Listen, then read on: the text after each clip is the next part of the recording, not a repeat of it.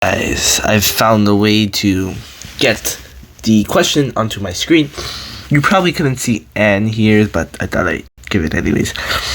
Question asking on my quiz, which of the following would represent an investment of $320 compounded continuously, not just regularly, not compounded yearly, but compounded continuously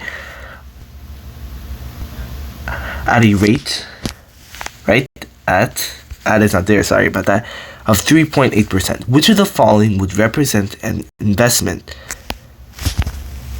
An investment of $320 compounded continuously. So let's get rid of this. Compounded continuously. How are we going to do this? First thing you want to do is remember your equations. So whenever you see compound it continuously, think of PERT. That's what my teacher taught me. She taught me C of t is equal to PERT. So P, your initial value, and I'm going to label it value times E, raised to R times T. And P is equal to initial value, E, you already know what E is, R equal to rate of change, basically speaking, percentage, and then T equals time. So you can copy down these notes. This is all you're going to need to know for PERT. I should have wrote it in different colors, but that's fine. Let me separate it. Boom, boom, and boom. So you can write this down if you really want to. P equals initial value. I'm sorry, I'm moving around a lot. R equals rate of change, which is basically your percentage, 3.8%. 3.8%. Let's go back. No. This way. And T equals time, rate of change time. So, given the information that were given in the question, $320 is our initial value. So he represent an investment of $320. That's our initial. So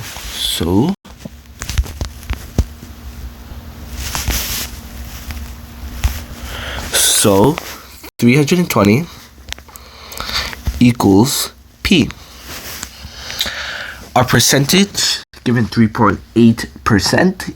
Remember, obviously, something else to take into account. Put it into a decimal. Take the decimal place, move it over 2 times to the left. So 3.8 becomes 0.038 equals R.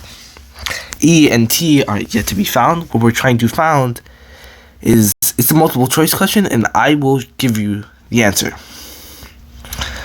The answer is basically which one shows an equation of compounded. So you'll see. So now the question all is asking you is to create an equation based on the information given. So remember PERT, PE raised to RT. So initial value times E raised to rate of change 0.038 times T. So basically, let's substitute C of T, missed my parentheses, okay, equals initial value 320 times E raised to 0.38 times T. And there you have it. That is your equation for PERT.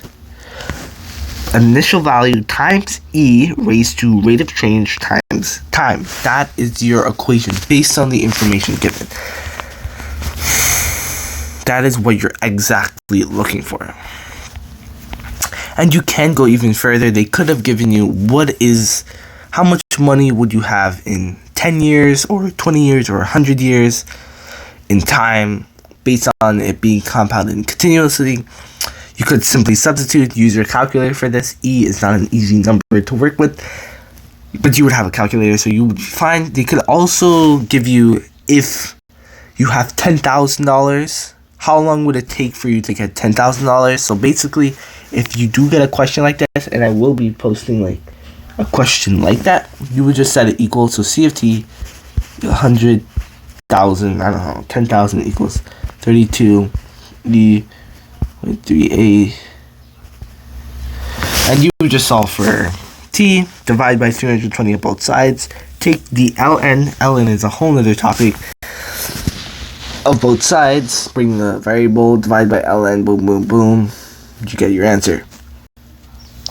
Round, and stuff like that. So this is your answer to that question. Basically, that's it. So I hope you saw this as an abuse. Probably wasn't, but you get the gist of it. If there's any questions, please feel free to ask. I will be doing my best.